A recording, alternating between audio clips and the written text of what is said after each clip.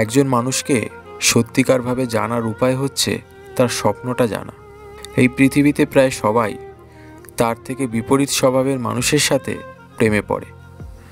ভালোবাসাবাসির ব্যাপারটা হাততালির মতো, দুটো হাত লাগে, এক হাতে তালি বাজে না।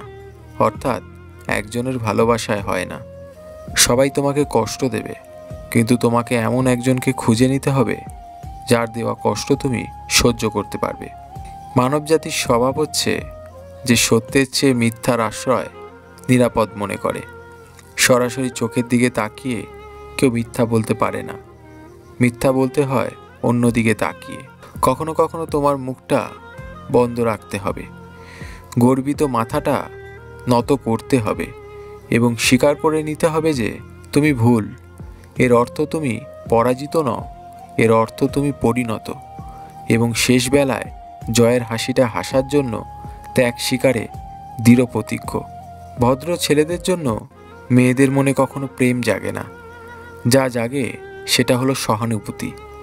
অতিরিক্ত সুন্দর মেয়েদের কথা সহজে বিশ্বাস করতে নেই, তাদের কথা শতকরা 90 থাকে ছলনা। সব পাখি জোড়ায় জোড়ায় ওড়ে, পক্ষীকুলে শুধুমাত্র চিলকেই নিঃসঙ্গ উঠতে দেখা যায়। নিঃসঙ্গতার আনন্দের সাথে ওই পাখিটার হয়তোবা পরিচয় আছে। হুট করে প্রেম হয় কনজারভেটিভ পরিবারগুলোতে। এই সব পরিবারের মেয়েরা পুরুষদের সঙ্গে মিশতে পারে না। হঠাৎ যদি সুযোগ ঘটে যায় তাহলেই বড়শিতে আটকে গেল।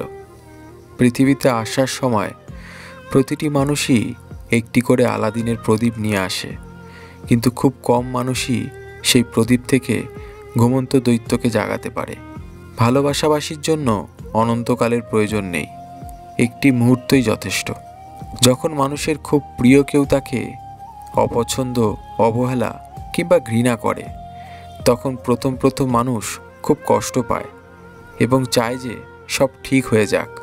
কিছুদিন পর সে সেই প্রিয় ব্যক্তিকে ছাড়া থাকতে শিখে যায়, আর কয়েকদিন পরে সে আগের চেয়েও অনেক বেশি খুশি থাকে যখন সে বুঝতে পারে যে কারো ভালোবাসায় জীবনে অনেক কিছুই আসে যায়, কিন্তু কারো অবহেলায় সত্যিই কিছু আসে যায় না।